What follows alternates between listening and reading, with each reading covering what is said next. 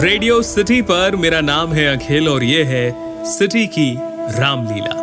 माना जाता है कि आदि कवि वाल्मीकि जी ही इस कलयुग में गोस्वामी तुलसीदास जी के रूप में जन्मे और उन्होंने मानव जाति के उद्धार के लिए संवत 1631 में रामचरितमानस की कथा का आरंभ किया।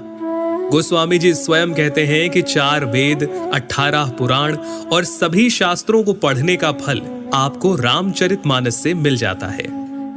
राम जी की कथा सबसे पहले शिव जी माता पार्वती को सुनाते हैं। रामचरितमानस के बालकांड में आपको बहुत सारी कथाएं मिल जाएंगी, जैसे सती माता का भ्रम और उनके द्वारा राम जी की परीक्षा, शिवजी द्वारा सती माता का त्यागा जाना, सती माता का दक्ष यज्ञ में जाना और पति के अपमान से दुखी होकर योगाग्नि से देह त्यागना, और फिर पार्वती जी का जन्म और शिव विवाह। परंतु राम जी के अवतार लेने के 2 मुख्य कारण रामचरितमानस में आप जान पाएंगे। पहला, मनु और शत्रुपा का 10,000 वर्षों तक का कठिन तप, जहां वो प्रभु से कहते हैं कि हमें आप जैसा पुत्र प्राप्त हो, जिसके उत्तर में करुणा निधान भगवान कहते हैं, ऐसा ही हो हे राजन, मैं अपना सामान कहां जाकर खोजूं? अतः स्वयं ही आकर तुम्हारा पुत्र बनूंगा। और दूसरा कारण नारद मुनि का भगवान विष्णु को दिया गया श्राप। तुमने मुझे ठगा है, अतः अपने किए का फल अवश्य पाओगे। तुमने हमारा रूप बंदर सा बना दिया, अब बंदर ही तुम्हारी सहायता करेंगे। तुमने मेरा बड़ा आहित किया है, इसीलिए तुम्हें भी स्त्री वियोग में दुखोगे। एक ओर जहां राम जन्म की भूमिका बन रही थी, वहीं पुलत्स्य ऋषि के कुल में जन्म हुआ भाइयों समेत 10 सर और 20 भुजाओं वाले प्रचंड पराक्रमी रावण और उसके भाइयों ने ब्रह्मा जी की तपस्या कर उनसे वरदान मांगा। रावण ने कहा, हे जगदीश्वर, वानर और मानव, इन 2 जातियों को छोड़कर हम किसी के मारे ना मरे। और कुंभकर्ण सरस्वती जी के प्रभाव के चलते इंद्रासन के स्थान पर निद्रासन का वर मांग बैठे, और विभीषण ने प्रभु चरणों में निष्काम प्रेम का वरदान मांगा। चलिए आगे बढ़ते हैं और आते हैं राजा दशरथ पर, जिन्हें ग्लानि थी कि उन्हें कोई पुत्र नहीं था। गुरु वशिष्ठ के कहे अनुसार महाराज दशरथ ने ऋषि श्रृंगी को बुलाकर पुत्र कामेष्ठी यज्ञ किया, जहां अग्निदेव स्वयं हाथ में चरु यानी कि खीर लिए प्रकट हुए, और इस खीर के प्रभाव से तीनों रानियां यानी माता कौशल्या, माता कैकेयी और माता सुमित्रा गर्भवती हुईं, और चैत्र मास के शुक्ल पक्ष की 9वीं तिथि को दोपहर के समय प्रभु श्री राम का प्राकट्य हुआ। 9वीं तिथि मधुमास पुनीता, 9वीं तिथि मधुमास पुनीता, शुक्ल पक्ष अभिजीत हरि प्रीता, मध्य दिवस अति शीत न घामा, पावन काल लोक विश्रामा। राम सिया राम बोलो, राम सिया राम बोलो, राम सिया राम बोलो राम।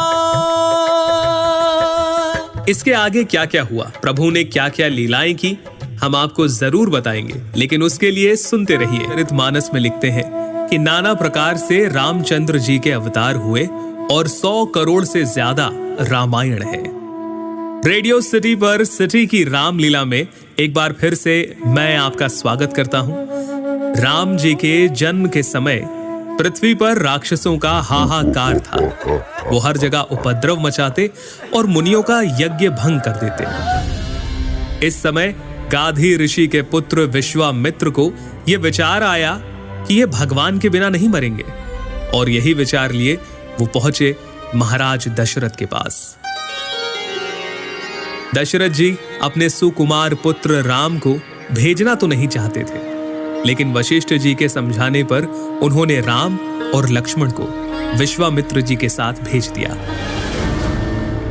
विश्वामित्र जी के साथ राम जी ने ताड़का का वध किया, मारीच और सुबाहु को मार भगाया, अहिल्या का उद्धार किया और पहुंचे जनकपुरी में, जहां पूरे नगरी रघुकुल शिरोमणि रामचंद्र को देखने के लिए उत्सुक थी।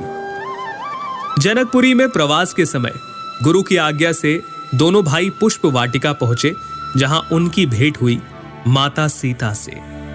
जनकपुरी में स्वयंवर की तैयारियां चल रही थी। सभा तैयार थी। सभा में अनेकों अनेक राजा आए हुए थे, जिनके सामने महाराज जनक ने अपने प्रण को दोहराया। आज शिव जी के इस कठोर धनुष को जो इस राज्य सभा में तोड़ेगा, जानकी उसका ही वरण करेंगी। जब 10,000 राजा एक साथ मिलकर धनुष को तोड़ना तो दूर हिला तक नहीं पाए, तब जनक जी निराशा से बोले, मैंने जान लिया, पृथ्वी वीरों से खाली हो गई है। जनक जी के इस प्रकार के वचनों से लक्ष्मण जी तमतमा उठे।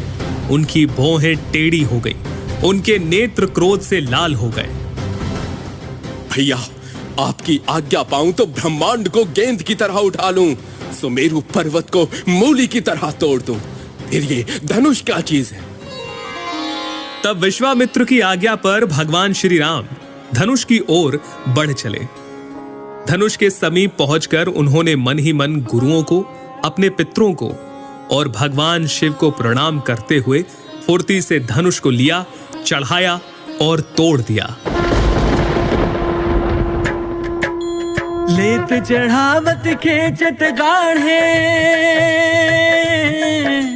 लेत चढ़ावत खेचत गाढ़े, काहू न लखा देख सब उठाड़े। तेहि क्षण राम मध्य धनु तोरा, भरे भुवन धुनि घोर कठोरा। राम सिया राम बोलो, राम सिया राम बोलो, राम सिया राम बोलो राम। धनुष के टूटने पर परशुराम जी आते हैं। लक्ष्मण परशुराम संवाद होता है, जिसके बाद राम जी और लक्ष्मण जी का संवाद होता है, और इस प्रकार सीता स्वयंवर और बाल कांड संपन्न होता है। आगे हम अयोध्या कांड के बारे में सुनेंगे। अनुसार तुलसीदास जी ने जन्म लेते ही सबसे पहले राम कहा था, इसीलिए उनका शुरुआती नाम राम बोल पड़ गया। रेडियो सिटी पर सिटी की रामलीला में एक बार फिर से आपका स्वागत है। आज हम लोग बात करेंगे रामचरितमानस के अयोध्या कांड की। अयोध्या कांड की शुरुआत राम जी की राज्याभिषेक की तैयारियों से होती है। एक तरफ जहां अयोध्या में हर्ष और उल्लास का दृश्य था, तो वहीं देवताओं में व्याकुलता। उन्हें लगा कि अगर राम राजा बन गए तो फिर राक्षसों का अंत कैसे होगा। इस दुविधा को लेकर वो माता सरस्वती के पास पहुंचे और फिर माता सरस्वती ने मंथरा की बुद्धि फिराई। मंथरा ने कैकेयी से कहा, यदि कल राम का राज तिलक हो गया, तब समझना कि विधाता ने तुम्हारे लिए विपत्ति का बीज बो दिया। कौशल्या तुम्हें दुख देगी और भरत को कारागार में डाल दिया जाएगा। मंथरा की कड़वी बात सुनकर कैकेयी भयभीत हो गई, कुछ बोल ही ना पाई। इसके बाद कैकेयी कोप भवन में जाती है, जहां महाराज दशरथ को उनके दिए 2 वचन याद दिलाती है। हे प्राणनाथ, सुनिए, मेरे मन को भाने वाला एक वर दीजिए। भरत को राज तिलक और दूसरा वर भी मैं हाथ जोड़कर मांगती हूँ। राम को 14 वर्ष के लिए वन में निवास। कैकेयी की बात सुनकर महाराज दशरथ सहम गए। उनका शरीर ऐसा हो गया जैसे ताड़ के पेड़ पर बिजली गिर गई हो। इस सूचना के बाद अयोध्या वासियों का हर्ष विषाद में बदल गया। राम, लक्ष्मण और सीता जी वनवास के लिए तैयारियां करते हैं। उनके चलते ही महाराज दशरथ मूर्छित हो गए और नगरवासियों को सोया हुआ छोड़कर वे आगे बढ़ चले। इसके बाद श्री राम श्रृंगवेरपुर पहुंचते हैं, जहां निषाद राज उनकी सेवा करते हैं और फिर केवट की नाव में बैठकर राम, लक्ष्मण और सीता माता गंगा पार करते हैं। इधर अयोध्या में श्री राम वियोग में महाराज दशरथ स्वर्ग सिधार गए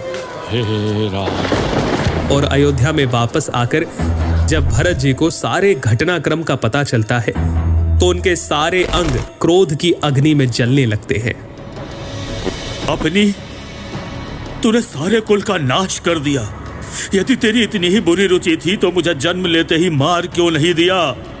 अरे कुमति, तेरे हृदय में ये कुविचार आया तभी तेरे हृदय के टुकड़े टुकड़े क्यों नहीं हो गए? तेरी जीवा गल क्यों नहीं गई? श्री राम को मनाने के लिए भरत चित्रकूट पहुंचे, लेकिन प्रभु के मना करने पर उनकी चरण पादुका लेकर वापस अयोध्या की ओर उन्होंने प्रस्थान किया। सुनि सिख पाई असीस बड़ी, गनक बोली दिनु साधी। सिंहासन प्रभु पादुका, बैठा रे निरुपाधि। इस तरह अयोध्या कांड यही संपन्न होता है। रेडियो सिटी पर सिटी की रामलीला में हम आगे जानेंगे अरण्य कांड के बारे में।